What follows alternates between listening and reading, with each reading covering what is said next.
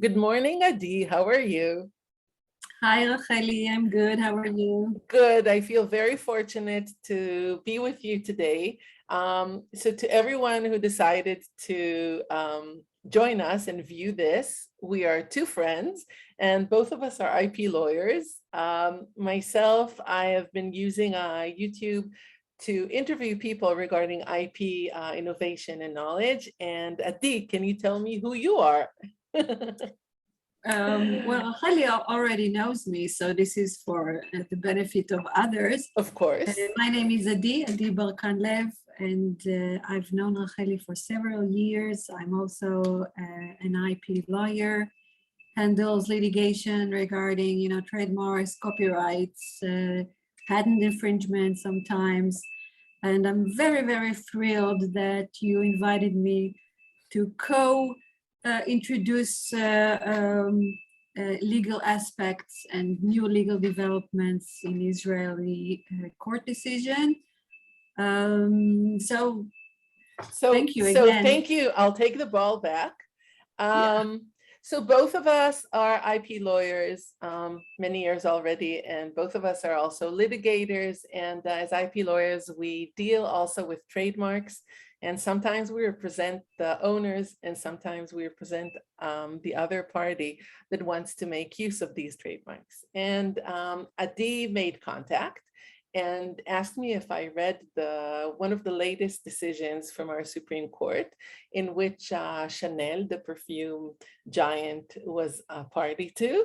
And this is a very interesting decision that incorporates in it the question of trademark ownership, trademark infringement, defense against the claims that the other party is infringing. And we have some surprises of other issues that we think it incorporates. We decided to talk to you in English because we'd like our colleagues abroad to learn about what's going on here in our territory. And one of the interesting things, and you'll hear from Adi, is how this case opens up, as most of us that work with IP know, opens up the field of IP for its contact with other legal fields as well. So I give you back the ball, Adi, so you can tell us about this decision, and let's go. Okay, so first of all, I must admit that when I first heard about this decision, and this is a Supreme Court decision, which means it is final, or kind of final. I will explain why it's kind of final. But it's a precedent, okay? So this is very important for us because it's a precedent for future cases. So the facts are, in very, very general, are as follows. So Chanel, the huge perfume company, has initiated a lawsuit against a very small company in Israel, which is named ScentWish, like scent as something you smell. Yeah. And wish, if you wish to scent specific scents. And this is a company which is very interesting, and I will show you afterwards their website. What they were doing, they were buying, genuine Chanel perfumes and taking them and... By the way, they bought also from other companies, right? Yes. Not only Chanel. They have like 20 or 30 different brands that they are buying from. Yes. And what they're doing, they are packaging it. Yeah, they're packaging this perfume in small bottles for personal use, for if you want to try on a new fragrance, or if you want to use it for a trip. So that's the purpose of this buying. They bought a genuine perfume, a Chanel perfume, and distributed or packaged it in small bottles. Yeah. And Chanel obviously wasn't very happy with this initiative, so they filed a lawsuit. So in the magistrate court, district court, the judge, Tamar Avrahami is her name, she decided to partially accept Chanel's arguments in the manner of ordering ScentWish to clarify that the packaging is not Chanel's. The perfume is genuine Chanel perfume, but the packages are not related in any manner to Chanel itself. And You mean that the marking, the judge wasn't happy enough with the actual marks on the packages. She wanted it to be more clear. Yes, right. And that was, the basic rule. But Chanel argued several other arguments, which some of them were accepted, some of them weren't. And one of the arguments that weren't accepted was the fact that it was not all that clear when they were argued in court. One of the arguments was that the mere use of the packaging is diluting the trademarks. They stated that their brand is very high profile brand, and the packages of the counterparty are deteriorating their classical standing. It's lame and very normal and not prestigious, their packages. Another claim was that, which was argued very generally, was that the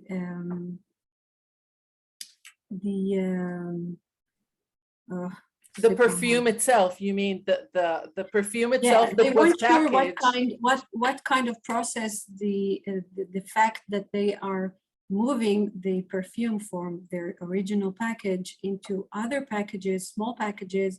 What is happening in the process? If dangerous materials are being integrated into the perfume, that it's a problem.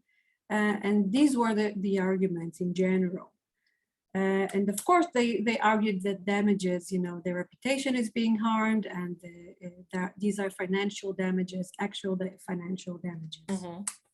So the first thing the court examined was whether this is an infringement. And the court decided that there is an actual infringement, but ScentWish argued that since they are using the perfumes in a genuine manner, which is a defense in Israeli law, in Israeli trademark law. They're using the trademark, you mean, for the perfumes in a the whole case was about trademarks. So they were arguing that the fact that they're buying the genuine perfume means that they are genuinely using the trademarks and the trade names of Chanel. And this is exactly what was bothering Chanel, obviously. And they filed the appeal to the Supreme Court. So that's in general. Yes. So what happened in the Supreme Court? In the essence, Supreme Court, what was it really examining? Yeah. Well, the Supreme Court returned the case to the district court. And they asked him to check the facts that related to the arguments relating to the fact that might be a change in the perfume itself, and deterioration of the quality of the perfume sold. Exactly, yeah, and that was the main reason for getting it back to the district court. And they referred to the other arguments, but and this is what I wanted to hear your opinion about, the different angle that we kind of miss when we read the judgment. So first of all, thank you for being the person that sent it to me. Really, it was warm off the shelf, and Adi sent it to me and said, "What do you think?" I think that as we spoke previous to this recording, the essence in the Supreme Court that was really examined was the following. What is the relationship between ownership of a trademark, the infringement of that trademark through use and through advertisement, and what is the situation when you claim that you have a defense because all that you're doing with the owner's trademark is describing the goods that you're selling. And the Supreme Court said, as it has said in the past already, that the importance of this defense is, amongst others, if you need to approve parallel import of goods. If you need to approve someone selling, as they're selling now, goods after the owner of the trademark has already exhausted their rights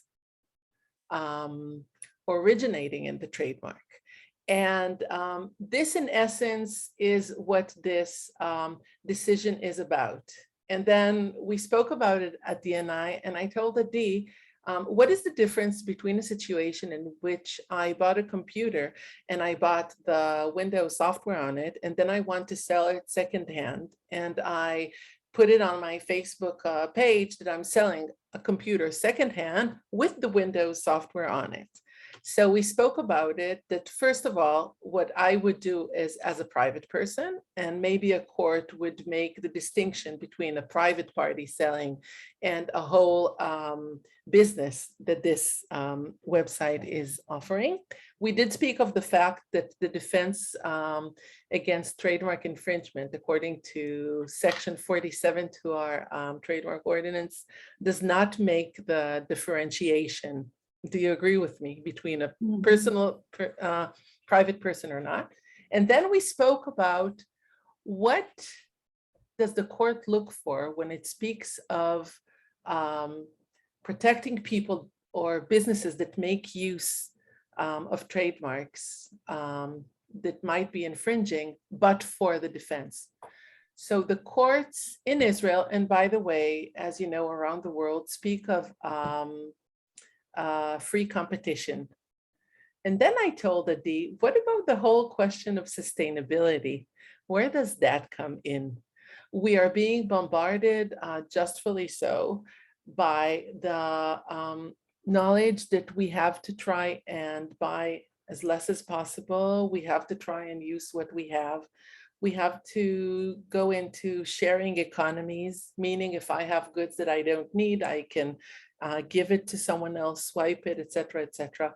And what about this internet site that Adi will show you how it's done, that offers people, instead of buying giant bottles of each perfume, and many times users like to have a few perfumes, it offers them to buy it in smaller quantity. It means that less will be wasted. And also think of the precedent of this court hearing. What if there's a company that wants to sell secondhand Gucci goods, for example, in a shop? What is the difference between selling secondhand Gucci goods? What is the difference between this case and between selling secondhand, as I offered, software? So you might say the difference is, as the court says, that maybe the perfume can be damaged. Maybe it could cause them damage in their name and their goodwill to the owners of the trademarks. But this has to do already with a different field of law, which has to do with consumer law. And I think that one of the interesting things, I think Adi will agree with me, that what we love about IP is how it connects to different fields of law. So it connects to tort, if we talk about the damages of the owners, and it connects to free competition. And now it connects also to all the law that is connected with sustainability of our planet. And will the courts like to include in their talk about the defense against trademark use without the my English, when someone wants to use someone else's trademark and he's trying to defend himself by clause 47, can they use sustainability also as a claim? If you will see the website that Adi will share with you, the bottles that are offered look like very tiny bottles, and they're offered for people for a cheaper price, and it means that less people will buy unneeded large quantities of perfume. And I'm sure that Chanel, L'Oreal, and all the giant companies will not be happy about it, but the court has to put it on its scale. Is it good for sustainability of the world? Well, You know, Racheli, there's one point that is very important to emphasize is that, you know, the Israeli court system is the adversary court system, which means whatever the parties bring to the table, then that's how the court is, you know, You're right. is very limited to what the parties bring. You're right. But this policy or this system is a bit changing in the past few years, I think, and the new regulations of civil case practicing regulations emphasize it. The courts are much more, you know, much more involved in the case. They ask more questions and they bring, you know, other considerations that the parties, not always, you know, from different, you know, reasons. Sometimes the party won't want to share, you know, the specific argument. So I think the courts are more able to bring up these considerations. And as you said, it's so important, you know, global warming now, everybody's talking about it, and the Glasgow Convention, and these things are very important in our lives today. And this is what I missed in this judgment. This is a very important aspect. You know, obviously it's connected to consumer protection and not misleading the customer. But you know, it's about time that we all consider these things. Obviously, I have to agree with you, and I also agree with what you added. That obviously, as a consumer, I would love it that companies like Chanel made sure that what I buy repackaged is not, you know, harmful to my face or to any part of my body that I use the perfume. Yeah. And obviously, I am not a person against the big companies, not at all. I am all for free competition, and I love the fact that we have such giant, amazing companies. But everything has to be balanced. And as it says we spoke about it in the court decision, you can't expect that your trademark will allow you to enjoy the sales and to enjoy profit again and again and again in the chain of commerce. You can exhaust it once. Maybe you want to say something about one-time exhaustion. Well, actually, what I wanted to do is just show, you know, another element that I was, you know, missing in the court decision, but maybe we only read the judgment, so we don't know what happened actually in the court and what the parties actually argued. But I was missing, you know, to see what kind of views was so upsetting for Chanel. What was, you know, what they are so appalled. What appalls them? and if I can share the screen, so I'll show you, you know, pictures are always better than words. So I'll do a share screen and I'll show you what's it all about. So this is, you know, a Google search, photo Google search under the Chanel brand. You can see whatever, all the kind, almost all the bottles all brands, that they sell. all Chanel brands. Speaking of the argument that the defendant's new packaging is diminish or tarnish their brands, the Chanel packaging is not, you know, you sometimes see fragrances that are packaged in a very bizarre, very distinctive bottle. Very distinctive, right? Packaging. The Chanel packages are, you know, perfumes are not like that. They're very clean, neat, classic. They're very classic. Yeah, but it's a very basic. So this is one aspect that I was missing from the judgment, and the other one relates to the to what the defendants did. And this is it. I'll just do a reverse so you can see. This is the defendants. Okay, this is their website. From this, you can understand. This is a summer sale. If anyone wants to enjoy, let's skip to English because then our our audience can see. It's interesting that there it is. Here it is. It's a little bit slow. So this is the system. What they are doing is they have, as I mentioned before, they have several brands that they are buying and reproducing in small packages. You can purchase a plan for 1 month or for 3 or 6 months or even a year, in which you can buy all kinds of fragrances. For each month, you can receive a different fragrance. A small amount, right? It's a very tiny amount. It's a really, really small, you can see. Container, yeah. I think they hold it in their hand to show the. Yeah, I don't have an example, but Yeah. I will purchase, I think. And this is it. You know, if you read it about them, this is what their plan is. It's not that they are selling these products in pharmaceuticals or in beauty shops or even at the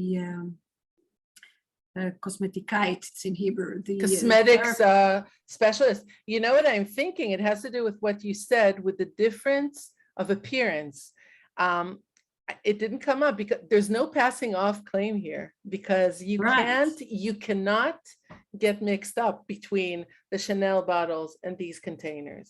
And I do want to say, there it is.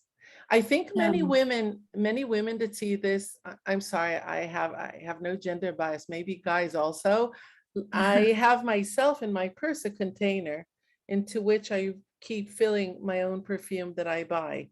And so it looks like they're making use of that, but look how interesting it is. And this is all about fair competition.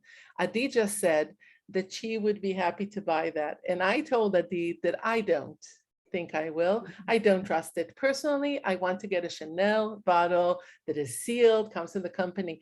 But what is nice about that, it's all about free competition. Some people want to buy it like Adi, and some people want to buy it like myself. And what free competition does, especially talking about sustainability and other things that are very important for the public as a whole, this might cause Chanel to start selling tiny bottles themselves. Because when they have to compete against a company like this, and by the way, before we spoke, I went online and I just read repackaging of perfumes. There are quite a lot of Facebook pages around the world that offer such a thing. But what I love about this website that you showed us is that it looks very chic and very clean. And in a way, it really respects, in my opinion, the whole view of the website respects these companies like Chanel, because it's not like Chanel is being sold at a corner street, you know, with filth around it and everything. No, it's very respectful. If you want a piece of this very classic perfume Chanel, then pay me, because I bought it. I already paid Chanel, and you can have a piece of it. I think that in reality, it doesn't tarnish the Chanel trademark at all. On the contrary, it shows you the Chanel perfume is so classic and so worthwhile that you can even buy a small piece and feel rich with it, you know? So that's my personal opinion. But even you said that you would rather, you know, the Chanel. Personally, I rather buy a Chanel, but you don't. You trust such things. You don't have it. That's the brilliant idea of the defendants. They did, you know, when I travel abroad, and, you know, you're very scarce with you cannot always take a big suitcase. Right. And you really want your perfume with you, the one that you use regularly. And I've never seen, for example, Chanel small bottles of perfumes. And most of the perfume companies don't produce such, you know. Because they want to force you to pay. They want to force you in two things, in my opinion. And I don't parade myself as a marketing specialist, but I keep thinking about it when I go to buy these giant bottles. They want to force you, first of all, to stay with them, because if you buy a lot, then you have to use it daily, right? And they want to make the fast cash at the first buy. They don't have the patience to wait. And this internet site that you showed us, which is the defendant's internet site, is something that they create with their clients, a kind of a long-lasting relationship. Come and be members on our website. And you might buy a package for a year, and then every month you'll get your, now you're really into it. I do want to say something that as an IP lawyer, I'm sure that you will relate to. This case is so different than many cases that both of us have been part of. just selling a perfume that is not at all Chanel under the Chanel trademark. This is definitely not a classic case of infringement, and this is definitely not a classic case of selling bad goods under someone else's trademark, for which I think both of us are definitely against. And these things, by the way, totally ruin free competition and economy. All the forged, goods. And Chanel has the right to enjoy everything that she invests. She, in Hebrew, we call companies a she. Yeah. Chanel has a right to enjoy everything that it invests in its trademarks and in its get up and everything, but only once. And if you allow them to enjoy it again and again and again, you're going to suffocate free competition and suffocate also parallel import and everything else. So I think you agree with me on that. I mean, Yes, I agree. I didn't want anyone I to agree. think that we're against the big companies, or we're not. Just No, there's I actually at the beginning, before I actually sat and read, and this is like an almost 40 pages judgment. Before I actually read it, and it's a beautiful judgment, by the way. it is. I was like, okay, I'm very pro, rights owners, and it sounded very, on the border of infringement, which is an infringement. But after reading it, and after, reading the services that the defendants offer, and the goods, the manner that they are offering the good, I'm not so sure. And, given, the sustainability and these kind of considerations, it's So important. your legal opinion is that rightfully they are using the defense of section 47 to our law that says that if you use it to say what you're selling, it's not an infringement, right? Yeah. I agree. I had such fun having you here. Me too. And Thank coming you. to your platform, we spoke about it. Both of us have a lot of posts and platforms and videos and everything. So we're kind of being guests in each other's offices or platforms, and it's fun. And Really we hope that you'll tune in. And if people abroad have any questions to ask us about our system, our decisions, please make contact with us. And Adia, I'm waiting for the next interesting decision to meet you again and talk about it again. Definitely. It was a pleasure. Mine also. Thank you. You. Take care.